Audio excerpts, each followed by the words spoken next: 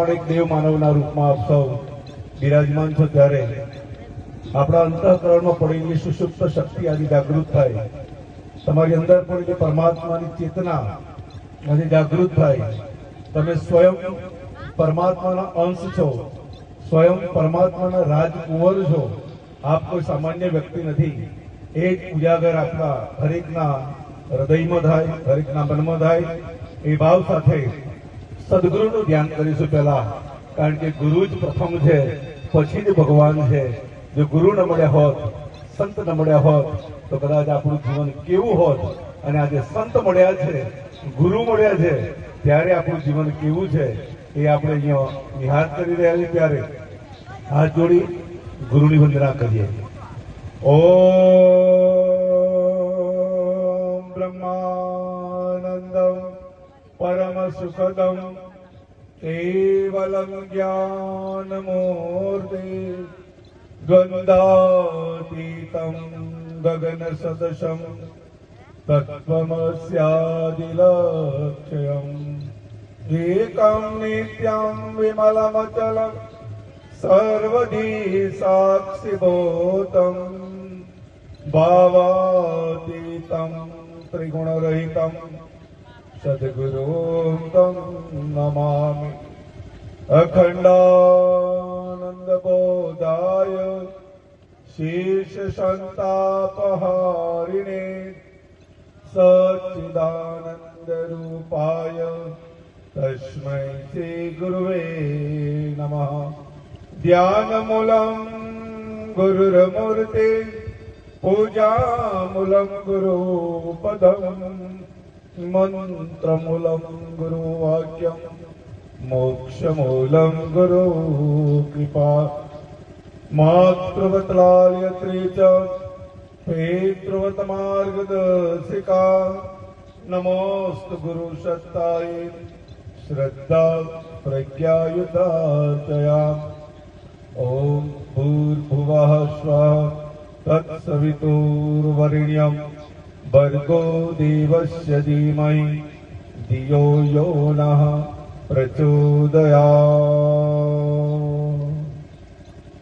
તો સૂક્ષ્મ સ્વરૂપે બિરાજમાની પરમાત્માની અખંડ મંડલાકારમાં પરમાત્માની એ દિવ્ય ચેતના, એ પરમાત્માની દિવ્ય ચેતનામાં આજના એ મહાસત્સંગના એ સરોવરમાં સ્નાન કરવા માટે અહીંયા સંત અમારા ઉપર છે. સૌ વડીલો, દેવી સ્વરૂપા, શક્તિ સ્વરૂપા માતાઓ, બહેનો, યુવાન ભાઈઓ, 21મી સદી આપણા માટે ઉજ્જવલ ભવિષ્ય લઈને આવ્યું છે. એના ઉજ્જવલ ભવિષ્યના મારી દીકરીને જ્યારે હું ગુરુવંદના ગાતી જ્યારે મેં જોઈ છે, અને નાના નાના દીકરાઓ જ્યારે સંગીત વગાડી રહ્યા છે, ત્યારે એવું લાગે છે કે 21મી સદી ખરેખર એ નાના નાના એ બાળકો જે છે એમના માટે ઉજ્જવલ ભવિષ્ય છે. અને નિશ્ચિતપણે ઉજ્જવલ ભવિષ્ય છે કે જે અત્યારથી આપણે નિહાળી રહ્યા છીએ. તો કેમ ઉજ્જવલ છે? તો એમને એવો સંગ મળ્યો છે, એમને એવી અસર મળી છે, એમને એવું વાતાવરણ મળ્યું છે. ત્યારે આજે નાની દીકરી પણ એ ગુરુવંદના અને ભક્તિનો રસપાન કરાવતા આપણે જોઈ રહ્યા છે. એટલા માટે કહેવાય છે કે હવે આ યુગ બદલાઈ રહ્યો છે. યુગ હવે બદલાઈ રહ્યો છે. નહીં તો પહેલા આ રીતે કોઈ સંતો આપણા ગામડાઓ સુધી નહોતા પહોંચતા. આજે સંતો સ્વયં, ભગવાને સ્વયં પોકાર કર્યો છે આજે માનવને. ક્યારેક ક્યારેક ભક્ત ભગવાનને પોકાર કરે છે, અને ક્યારેક ભગવાન પણ ભક્તને પોકાર કરે છે. આજનો અવસર જે છે, આજનો સમય જે છે, એ ખરેખર આપણા સૌના માટે એક જાગૃત બનવાનો સમય છે. નિશ્ચિતપણે આપણે પોતાની અવસ્થાને ભૂલી ચૂક્યા છે.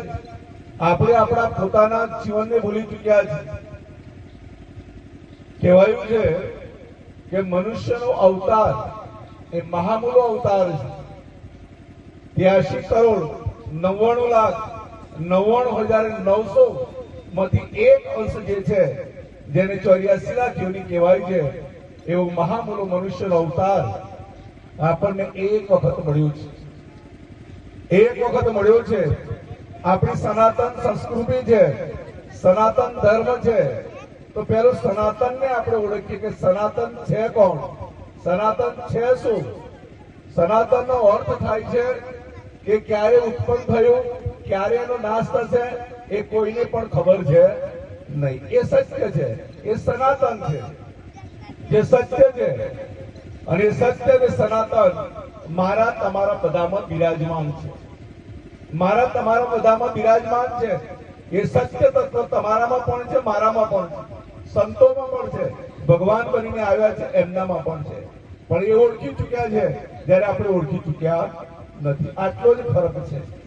બસ આ ભેદ આપણો, આટલો ફરક, એ તફાવત જો થઈ જાય તો અહીંયા જે બેઠા છે તમે પણ આવીને બેસી શકો છો, આપ બની શકો છો. ભાઈઓ બહેનો, તમારામાં એક પરમાત્માની ચેતના છે.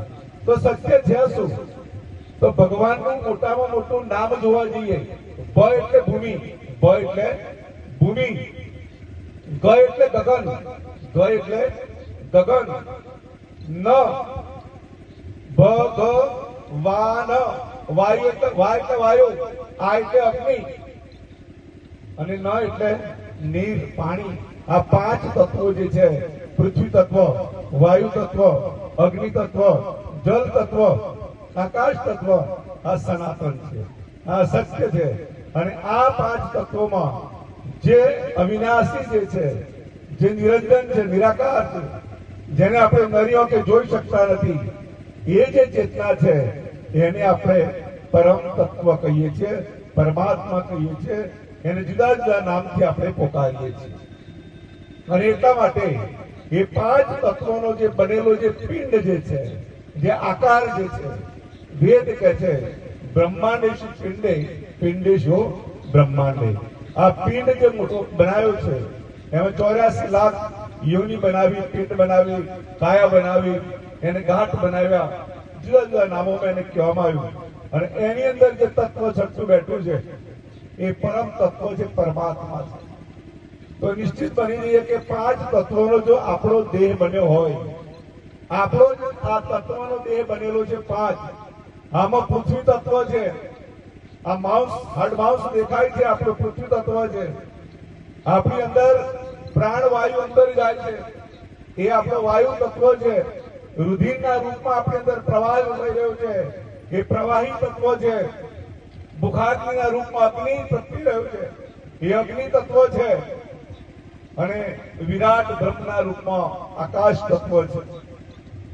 ગહન જ્ઞાન ઊંડું છે, પરંતુ નિશ્ચિતપણે આપણે એટલું સમજીએ અને એની અંદર જ પરમાત્મા બેઠો છે.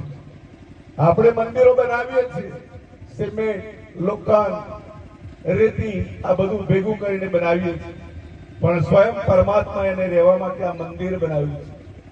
એટલે સંતો પણ કહે છે કે આ શરીર એક મંદિર, આ શરીર એક મંદિર છે. તો આજથી આપણે નિશ્ચય કરી લેજો કે અમારું શરીર એ અમારા ભગવાનનું મંદિર છે. આટલું તો સમજાય ને કે અમારું શરીર એ અમારા ભગવાનને રહેવા માટેનો મંદિર છે. અને એટલે જ કહ્યું છે મંદિર તારું વિશ્વ રૂપારું સુંદર સર્જન હારા રે. ત્યાં સુંદર સર્જન કર્યું છે. આ શરીરથી મંદિર છે અને આ બોલે એ જ ભગવાન છે, બોલે એ ભગવાન છે. આ બોલવા વાળો બીજો કોઈ નથી. જો આપણે અહીંયાથી જતો રહે તો ભલે મોડું છે તોય આપણે બોલી શકતા નથી. આજે હું તમને બધાને જોઈ શકું છું, પરંતુ અંદરથી ચેતના જતી રહે તો મારી આંખો પણ એના જ છે, તોય તમને જોઈ શકતી. તો જોવા વાળો પણ એ જ છે. હું બોલું છું, તમે સાંભળો છો, વચ્ચે કોઈ વાયરલેસ નથી, તેમ છતાં સાંભળો છો. સાંભળવા વાળો પણ કોણ છે? ભગવાન છે.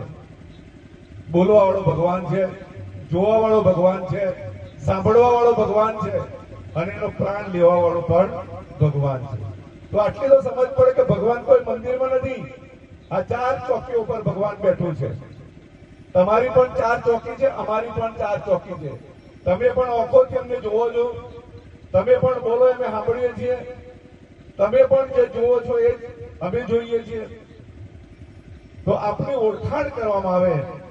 પહેલી ઓળખાણ છે કે હું કોણ છું. પોતાની ઓળખાણ. જ્યાં સુધી આપણી પોતાની ઓળખાણ નહીં થાય અને ઓળખાણ કરાવનાર પરમ તત્વ છે સદગુરુ. તો ગુરુના એના પણ પગથિયા છે. પ્રથમ ગુરુ આપણા કોણ છે?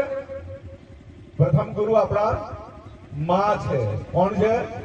માં એ પ્રથમ ગુરુ છે, યાદ રાખો. બીજા ગુરુ આપણા પિતા છે.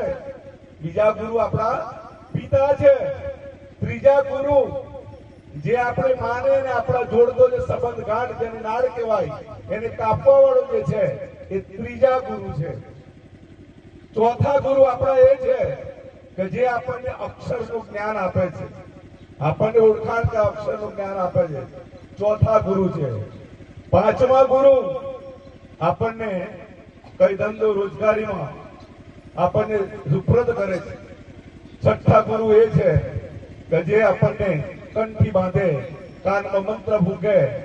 અને સાતમા ગુરુ જેને સદગુરુ કહેવાય છે, જે આવા ગમનની બધી જ ખબરો પાડી દે, મારા તારાનો ભેદ મટાડી દે, આ સનાતન સંસ્કૃતિનો સનાતન બ્રહ્મની ઓળખાણ કરાવી દે, એનું નામ છે સદગુરુ. સદગુરુ સાતમા સ્થાને છે. કેટલા સ્થાને છે? સાતમા સ્થાને છે. ભણવું પડે છે. પહેલું ધોરણ, બીજું ધોરણ, ત્રીજું ધોરણ ભણતા ભણતા આગળ વધીએ ત્યારે આપણને સદગુરુ પ્રાપ્ત થતા હોય છે ભાઈઓ બહેનો. અને સદગુરુ કે છે, સદગુરુના રૂપમાં સદગુરુ કબીર સાહેબ આ ધરતી પર આવ્યા અને એમણે કહ્યું કે ન મેં કાશી में, न मैं काबा में, न मैं गोकुल में, न मैं मथुरा में, बंदा तो मुझे कहां ढूंढ रहा है, मैं तेरी पास बैठा हूं, હું તારી અંદર બેઠો છું. આ સંત ઓળખાણ કરાવે છે આપણને. એક મહાન સંત આપણને ઓળખાણ કરાવે છે કે હું કાશીમાં નથી, હું કાબામાં નથી, હું ગોકુળમાં નથી, હું મથુરામાં નથી, હું તારી અંદર જ બેઠો છું. તો જો આપણી અંદર બેઠેલો હોય તો પછી આપણી અંદર બેઠેલા ભગવાનને કેવી પૂજા કરવી જોઈએ આપણે? અહીંયા સંતો બેઠા તો ફુલહાર પહેરાયો, સંતોને તિલક કર્યો, ગુલાબ ફૂલથી વધામણા કર્યા, કારણ કે એમાં ભગવાન બેઠા છે. પણ આપણે ગણાય આપણે જ વાત બતાવી ને ભાઈએ કે અંદર બેઠેલા ભગવાનને લે ઝટપટ ખા, લે ચુટકી ખા, લે પોટલી પી, લે બાટલી પી. એટલે હાચો બેઠો છે એને આપણે ખરાબ ખવડાવીએ છીએ. અને જ્યાં ચિત્રમાં બેઠો છે, જ્યાં મૂર્તિમાં બેઠો છે, એને આપણે સારું સારું ખવડાવીએ છીએ. એટલે આપણી અજ્ઞાનતા છે. ભક્તિ કરીએ છીએ પણ અજ્ઞાનતા છે, અંધકાર છે. હજુ આપણે આપણા મંદિરને ઓળખી શક્યા નથી, આ દેવળને ઓળખી શક્યા નથી. અને જો આને જો ઓળખાણ થઈ જાય તો તમારા અને મારાનો ભેદ પણ રહેતો નથી. જે ગુરુ કોઈનો ભેદ નથી કરતા એને ગુરુ કહેવાય છે, સદગુરુ કહેવાય છે. પણ જે ભેદ રાખે એને ગુરુ પણ કહેવાતા નથી, અને ભેદ રાખે એને ભગવાન પણ કહેવાતા નથી. ભેદ ન હોવો જોઈએ, અભેદ. આખું વિશ્વ મારું છે, આખા વિશ્વ હરેક માનવ મારા છે. અને એટલે સૌરાષ્ટ્રના સંતો એ પોતાના ગાયન પોતાના પદોમાં ગાતા હોઈએ કે હે જીતે ખંતારે કોઈ આદલ મારે ભાઈ, હે જી પર ખંતારે કોઈ આદલ માય, જણ જણ જણ ઝાલરી વાગે. આ બોલે બોલાવે ભાઈ, આ સબ ઘટ બોલે, મારા તમારા બધાના ઘટમાં બોલે બોલાવે ભાઈ, આ સબ ઘટ બોલે, આ સબ ઘટમાં તો વહી રે સમાય, જણ જણ જણ ઝાલરી વાગે. આ ઝાલરી તો વાગે છે. અંદર વાળો કે છે કે તું સામાન્ય નથી. અને એટલે કે છે હા તંબુરો વાગે, કોઈ જ્ઞાની પુરુષ જાગે, હા તંબુરો વાગે, કોઈ જ્ઞાની પુરુષ જાગે, કોઈ જ્ઞાની પુરુષ જાગે, એના ભરમ બધા ભાગે, હા તંબુરો વાગે, કોઈ જ્ઞાની પુરુષ જાગે. આ કાય રૂપી તંબુરો જે છે, આ કાય રૂપિયા દેહ, આ મંદિર એ વાગે છે, બોલે છે કે હું બીજો કોઈ નથી. અને એટલા માટે મીરા જે રાઠોડ કુળની, પરંતુ એને સાચા ભગવાનની ઓળખાણ કરી હતી. તો સાચા ભગવાનની ઓળખાણ કરવા માટે મીરા ગઈ ક્યાં? મીરા તો રજવાડાની હતી. મીરાને એટલું સુખ હતું, એટલી સાહેબી હતી.